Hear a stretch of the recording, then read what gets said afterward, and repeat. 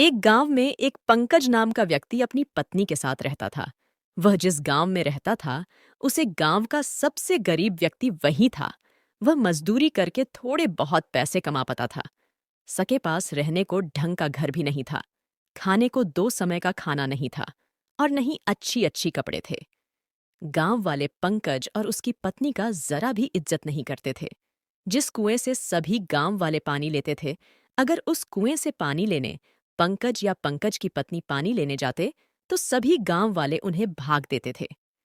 एक दिन पंकज की पत्नी बहुत उदास होकर पंकज से बोली। हमारी क्या गलती है जो गांव वाले हमारे साथ ऐसा बर्ताव करते हैं। हमने तो कभी किसी का बुरा भी नहीं किया। पंकज ने अपनी पत्नी की बातें सुनकर बोला। तुम देखना, एक दिन यही गांव वाले हमसे मिलने के लिए लाइन लगा देंगे। मजदूरी करके भी इतने पैसे नहीं कमा, पता हूं जितना बाकी सब कमा लेते हैं। एक दिन हमारा भी सम्मान होगा। वह कभी किसी के साथ बेईमानी नहीं करता था। यही उसकी सबसे बड़ी खूबी थी।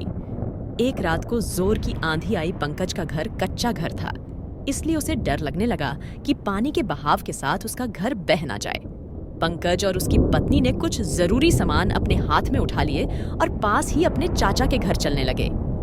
पंकज के चाचा का घर पक्का था, इसलिए पंकज ने सोचा कुछ जरूरी सामान उनके घर में रख देते हैं।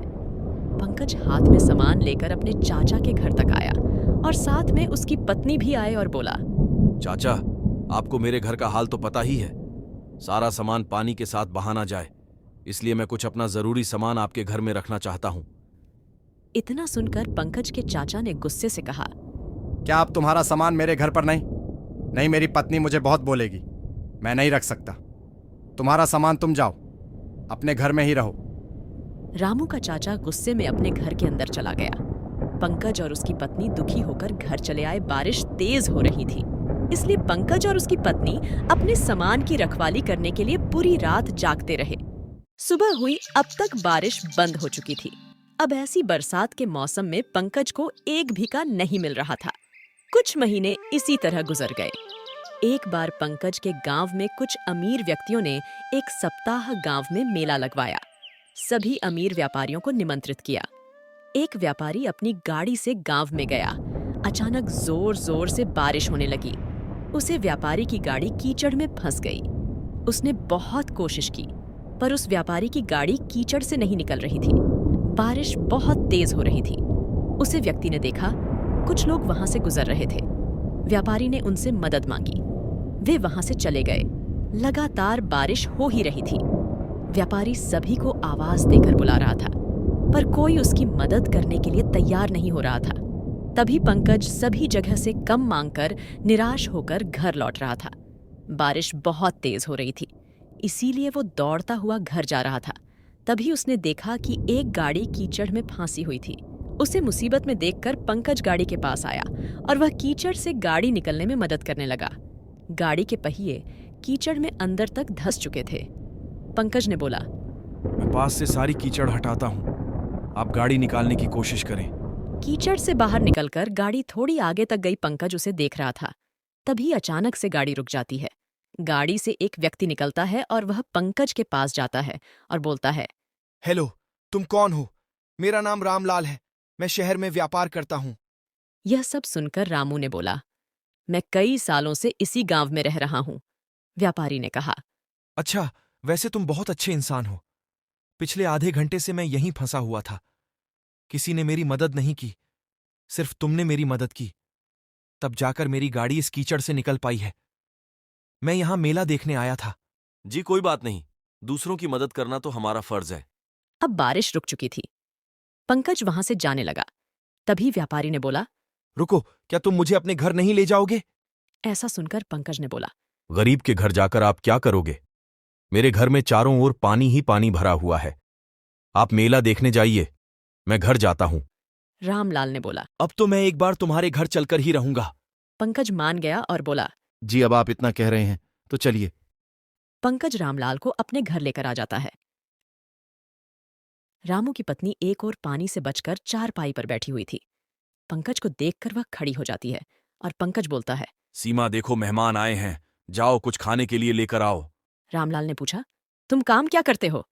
तब पंकज ने बोला, मैं तो कब से काम की तलाश में हूं, कोई काम ही नहीं देता।